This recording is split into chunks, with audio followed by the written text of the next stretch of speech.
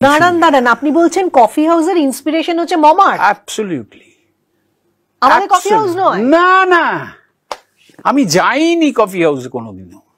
পরবর্তীকালে রক্তদান শিবির হয়, সেখানে গেছি। আপনার গানের কথা ফেরত এলে, যে গান সত্যি ইতিহাস হয়ে গেছে এবং যে গান অ্যাক্রস জেনারেশনস সবাই গুনগুন করে, সেটা আমায় বলে দিতে হবে না, কফি হাউস। তো এই কফি হাউসের একটা সেকেন্ড পার্টও হয়েছে, কারণ কফি হাউস যখন গিয়েছিলেন, মান্না দে কোনোদিন কফি হাউস যাননি, সেটা মান্না দে নিজেই তার একটা ইন্টারভিউ। কেউ যাইনি, আমরা কেউই যাইনি, আমরা কেউ যাইনি কফি হাউস না দেখে। কফি হাউস লেখা, অ্যাবসলিউটলি, মানে লেখা তো অ্যাবসলিউটলি লেখাও তাই, গৌরী কাকাও যায়নি। এটা হতে পারে একদম তাই। আইডিয়াটা আমার অ্যাকচুয়ালি কি হলো, এই ছোট বোন করলাম 78-এ, বাবা মারা যাবার 2 বছর বাদে পুলকবাবু লেখা দিলেন, তাতে শুরু করলাম। 80 সালে সারা জীবনের গান করলাম, সুপার হিট একদম। 81-তে বোধহয় নাকি 80-তেই বোধহয়, খেলা ফুটবল খেলা, হ্যাঁ, সুপার হিট। আমার মনের মধ্যে একটা জিনিস স্ট্রাইক করতে আরম্ভ করলো, যে এই মানুষটা আমাকে এতগুলো দিল, আমি কিছু একটা গুরু দক্ষিণা দিতে পারি নাকি। তা আমার ভেতরে খচখচ করতো, আমার ভীষণ কষ্ট হয়। এই কষ্ট থেকেই কিন্তু গানের জন্ম হয়, জানো তো শর্মিষ্ঠা। এই যে যখন আমরা সৃষ্টি করি কিছু, আইদার কষ্ট আর ভীষণ আনন্দ, এর থেকেই কিন্তু একটা সৃষ্টি হয়। ইউরোপে গেছি ফার্স্ট ট্যুর, ফ্রান্স, প্যারিসের কাছে মোমার্ত বলে একটা জায়গা, সকলে যায় না, বাঙালিরা খুব কম যায় না, কিন্তু ওই মমার্ট থেকে বইমেলায় মমার্ট তৈরি হয়েছিল। আচ্ছা আচ্ছা, যাই হোক, সে পরবর্তীকালে, আমি তো অনেকদিন আগেকার কথা বলছি, 82 সাল বোধহয়। সে একটা টিলার মতো মাঝখানে, আর চতুর্দিকে তার সামনে এরকম কফির শপ, সুভেনিয়ার শপ রয়েছে। তো গাইড, শিল্পীরা সেখানে, সেই গাইড ছিল, বলছে যে এখানে বসে সবাই, আমার আবার সবকিছু জানতে হবে, বলে কারা, আর বলো সালভাডর ডালি, ভ্যান গগ, ট্রুফো, প্যাবলো নেরুদা, এরা সব আড্ডা মারতেন। মানে they used to chat in the sunshine, someone used to play the guitar. আমার মাথায় ঢুকে গেল, এই তো আড্ডা। ফিরলাম, ফিরে দাঁড়ান, আপনি বলছেন কফি হাউসের ইন্সপিরেশন হচ্ছে মমার্ট? অ্যাবসলিউটলি। আমাদের কফি হাউস নয়? না না, আমি যাইনি কফি হাউসে কোনোদিনও। পরবর্তীকালে রক্তদান শিবির হয়, সেখানে গেছি। জীবনে যাইনি, মা গো যাননি, গৌরী কাকাও যাননি। আর এইসব যা লেখা হচ্ছে না, that goes on to prove যে কি রকম পপুলার একটা গান। এই কিছুদিন আগেও হলো, 2 বছর বোধহয় আগে, সুজাতা মারা গেছে এই পিজি হসপিটালে। ঢাকায় গেছিলাম, মইদুল ওখানে কি করছে, খুঁজে পেয়েছে তাকে। এইসব মানে কি পপুলার একটা গান হলে তবে এরকম কোথাও কিছু নেই, ভুলভাল চরিত্র, এগুলো সব গল্প, সমস্তটা কাল্পনিক। এই লিখতে হলো আমাকে আনন্দবাজারে লিখতে হলো একটা আর্টিকেল এত বড়, যে সবাই কাল্পনিক চরিত্র, সব চরিত্র কাল্পনিক ছিল, মানে পাগল করে দিচ্ছে লোক। ফিরে এসে আমার মাথা খারাপ হয়ে যাচ্ছে। সে বছর গান করছি শক্তি ঠাকুর, আমার মাস্টার্স করছি সেই বছর, মাস্টার্সের ফাইনাল পরীক্ষা এমকম। ভেতরের ঘরে আমি করছি, আমার ছোট বোন বসে আছে, বড় বোন বসে, গৌরী কাকা এসেছেন, শক্তিদা এসে গেছে। আপনি মাস্টার্স করছেন মানে আপনার বয়স হতো 23-24? আরেকটু হয়তো বেশি, 25টা 27টা, কারণ গ্রাজুয়েশন করেছি তার আগে। হ্যাঁ ওই রকমই হবে। হ্যাঁ, আমি আর হিসেবে বাইরে চলে গেছি। 21-এ গ্রাজুয়েশন, মাস্টার্স করছেন মানে ওই 23-24। হ্যাঁ, তো গৌরিকা খানিকক্ষণ বাদে রিয়েলাইজ করেছে যে খোকা কোথায় গেল। চেঁচিয়ে বলছে, তুই কি তোর বাবার থেকে বড় সুরকার? কি রে, ভেতরে কি করছিস? বিড়ি সিগারেট খাচ্ছিস, এই করছিস, বাইরে আয়। আমি বাইরে এসে বললাম, তুই চেঁচাচ্ছ কেন? আমি পরীক্ষা আমার, সেই পড়ছি, তুমি আমাকে খালি ভেতরে বসে আড্ডা মারছিস। তুমি তো পারবে না আড্ডা ফাড্ডা নিয়ে লিখতে, তুমি তো খালি ফুল পাখি বন্ধু আমার ছিল, এই লিখবি। তুই তোর নিজের বাবার গান ভেঙাচ্ছিস, তুই তো কি অক্সফোর্ডের এমএ তুই নাকি যা তা মুখে আমার সঙ্গে গৌরিকার সম্পর্ক এরকমই হয়ে গেছিল। তো আমি বললাম যে তুমি তো লিখতে পারবে না, পুলক কাকা হলে এর থেকে কি লিখতে তুমি ভাবতেই পারবে না। কি বললি? এটা বাবা থেকে পাওয়া আপনার? হ্যাঁ, এটা সারা জীবন করেছি, সারা যে এখনো করি, যারা আসে তাদেরকে নিয়েও করি। তো যাই হোক, তো বললো আড্ডা নিয়ে গান, তুমি কি তোমার বাবার থেকেও বড় সুরকার হয়ে গেলে নাকি? হ্যাঁ, আড্ডা নিয়ে কখনো গান হয়? কেন হবে না? এই যে এখানে আড্ডা মারে সব, সত্যজিৎ রায় শুনেছি মারেন, অপর্ণা সেন, সুনীল গাঙ্গুলি সব গিয়ে, শক্তি চট্টোপাধ্যায় সব গিয়ে কফি হাউসে আড্ডা মারে।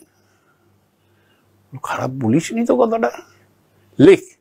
তো গলায় তখন তার অলরেডি ক্যান্সার, জানে না। আমার ছোট বোন অমৃতঞ্জন ঘোষছে, ভেবেছে এমনি ব্যথা বোধ হয়, লিখে নেই কফি হাউসের সেই আড্ডাটা, ঠিক এইভাবে বলতেন, কফি হাউসের সেই আড্ডাটা আজ আর নেই, কোথায় হারিয়ে গেল সোনালি বিকেলগুলো সেই। আহা, এই না হলে তুমি বলে এতক্ষণ কি বলছিলে, কে পারবে কে পারবে না, মানে এটা জীবনের শেষ অবধি ছিল? ওহ, শেষ পর্যন্ত। তো আমি লিখে নিলাম, লিখে তুমি বিশ্বাস করবে না, মানে আজ বলতেও কিরকম লাগে, হারমোনিয়ামের রিডে হাত দিলাম, সুর হয়ে গেল। শক্তিদা ছোটখাটো মানুষ, স্ট্রেট শুয়ে পড়লো আমার হারমোনিয়াম, খোকা এই গানটা আমায় দিই। আর সে কি, তোমার জন্য গান তৈরি হচ্ছে, তোমার নেক্সট উইকের রেকর্ডিং, এটা বড় গান হবে, লেখা হবে, এই হবে। কোনো রকম কাটে। আমি ভাবলাম এতদিনে একটা পেয়েছি যে ওই মানুষটাকে দিতে পারবো। পরের দিন কাকিমা ফোন করেছে, বুলু কাকিমা, গৌরী কাকার স্ত্রী, খোকা তুই কি গান করাচ্ছিস বলতো? লিখতে দিয়েছি, সারা রাত ধরে জেগে করেছে, এখন ঘুমোচ্ছে, ওর শরীরটা ভালো নেই, এরকম দিস না রে বাবা, ওর শরীরটা ভালো নেই, আমরা যাবো এতে। আমি বলেছি জাস্ট, তারপর তো লিখে দিয়ে চলে গেছে। যাই হোক, তার একদিন বাদে থার্ড ডেতে এসছে বাড়িতে, নিউ আলিপুরে থাকি, এ নাও তোমার লেখা, যাও। ফাটাফাটি লেখা, একটা ওয়ার্ড চেঞ্জ করতে হলো না। নিখিলেশ প্যারিসে ঢাকাতে এই সেই করে ফাটিয়ে দিয়েছে, লাস্ট অন্তরাটা লেখা নেই। এরপর এরপর কি হলো? এরপর আর আমি পারবো না, এরপর আমি পারবো না। তুমি কি আমায় গান লেখা শেখাচ্ছ? আরে একটা ক্লাইম্যাক্স হবে না গানটাতে? আর আমার ভুল করেছি, ফট করে বলে দিয়েছি। ওই ছোট বোনের শেষটা কি ছিল বলো? তার গান থেমে গেছে নেই শ্রোতার। আমি কিরম লিখেছিল বলো দিন? বলো এই শোনো, তুমি এই গানটা নিয়ে নাও, যা। ছুঁড়ে ফেলে দিল আমার দিকে, আমি লিখবো না। ফোনটা দেখি বুড়ি, আমার বড় বোনকে, বান্না দেখে ফোন সঙ্গে, বলো শুনুন, আপনার জন্য একটা গান ভাবছে নচির ছেলে, হ্যাঁ, ও ভেবে ফেলেছে নিজেকে বিরাট বড় সুরকার, ও আমাকে গান লেখা শেখাচ্ছে। আমি শচীনদা, অনিল বিশ্বাস এদের গান লিখেছি, আমাকে গান লেখা শেখাচ্ছে, আমি লিখবো না এই গান, বুঝলেন? ঠিক আছে, রেখে দিল। বলে সেও চোখে জল, আমারও চোখে জল, ঝগড়াঝাঁটি হয়ে গেল, চলে গেল। আর ফোনও নেই, ফোন কথাও বলবে না, কিচ্ছু করবে না, বেরিয়ে গেছে। মোবাইল নেই তো তখন। হাওড়া স্টেশনে যাচ্ছে গলাটা দেখাতে, ক্যান্সার ইনস্টিটিউট, ওখানে একটা কাগজে সিগারেটের প্যাকেটই বোধহয়, সেখানে লিখেছে সেই 7 জন নেই আজ টেবিল। একজনকে ডেকেছে, ডেকে তাকে বলছে এই লেখাটা খোকাকে পৌঁছে দেবে। আসে না একজন মানুষ, আপনি তো গৌরীপ্রশ্ন, খোকাটা কি? সে ঘাবড়ে গেছে। বলো খোকা, ওর নাম কি? ভালো নামও জানি না, নচির ছেলে। বলে এই নিউ আলিপুরে থাকে, দেখবেন দাঁড়িয়ে আছে। বলে নিউ আলিপুরে গিয়ে পেট্রোল পাম্পে গিয়ে কার দাঁড়িয়ে আছে, কাকে দিতে কি দেবো? বলো নচিকেতা ঘোষের ছেলে। নাম পাম গৌরী কাকা, কি আমার নাম জানবে? আমার ভাতের ছবিতে গৌরী কাকা পেছনে দাঁড়িয়ে। তারপর বলেছে সুবর্ণকান্তি ঘোষ, হেন তেন। সেই ভদ্রলোক এসে দিলেন। সেই গান নিয়ে বোম্বেতে গেলাম, 3 টায়ার স্লিপার, নীল আলো জলে একটা রাত্রিরে, ওপরে সিট পেয়েছি, কাঠের ছিল তখন, গদিও ছিল না। ওই আলোতে লেখাটা বার করে, ওইখানে সুর, ভাবা যায় না। হ্যাঁ, ভাবি যে কি সব দিন ছিল। যাই হোক, মানে এটা ছিল তার মানে কফি হাউস হচ্ছে মান্নাদের কাছে আপনার গুরু দক্ষিণা। Yes, this is what I gave him. জানতাম না যে এত বড় দানও হয়ে যাবে। আজ আমার নামই বলে না কেউ, এই কফি হাউস এসে গেছে। এখনো মাথা মুন্ডু আছে, কত ভালো ভালো গান করেছি, লোকে শোনেই না কফি হাউস ছাড়া আর কিছু। কি বিরক্তিকর জায়গা হয়ে গেছে, তুমি ভাবতে পারবে না কিরকম। ডোন্ট ইউ থিঙ্ক সুপর্ণদা যে coffee house is your best creation? No, there are so many other songs. It's not the best creation. A very satisfying creation. Very satisfying. নালে এত মানুষ এতদিন ধরে মনে রাখতো না। রেকর্ডিং এর সময় কি ঘটনা ঘটলো, আমাকে মুলকি আঙ্কেল নিয়ে আসলেন স্টুডিওতে, ওনার সাথে এলাম, এসে লোকাল ট্রেনেই, মাইন্ড ইট, হ্যাঁ, বম্বে লোকাল, বিএমডব্লিউ নয়, না Bombay local train, Bombay local ট্রেনে ভিটিতে নেবে এইচএমবির স্টুডিও, গুপ্তবাবু রেকর্ডিস্ট, কেউ আসেনি, আমি মুলকি আঙ্কেল। গিয়ে বললাম, খোকা want to have breakfast? No I had. বলো I am just coming down, আমি আসছি, তুমি হারমোনিয়াম রয়েছে, গানটা করো, মান্নাদা এসে যাবেন, আমি জল খাওয়া একটু ব্রেকফাস্ট করে আসছি। আমি গানটা গাইছি বসে বসে কফি হাউস, নিজের মনে। একজন গিটারিস্ট এসছে, বাসিস্ট, বেস গিটার বাজায়, সে শুনছে গানটা, আমি বুঝেছি, তা ও শুনছে, শুনুক, আমি আমার মতো গাইছি। খানিক্ষণ বাদে উঠে এসছে, ওই যে লাইনটা আছে না, গ্র্যান্ডের গিটারিস্ট গোয়ানিজ ডিসুজা, সবটা ইংরেজি তো বুঝতে পেরেছি, গোয়ানিজ ডিসুজা ঘুমিয়ে আছে কোন কবরে, ঘুমিয়ে আছে যে তার কবরে। উঠে এসে বলছে, is this your composition? I am, yes, the music is by me, written by Gauri Krishna Mujumdar.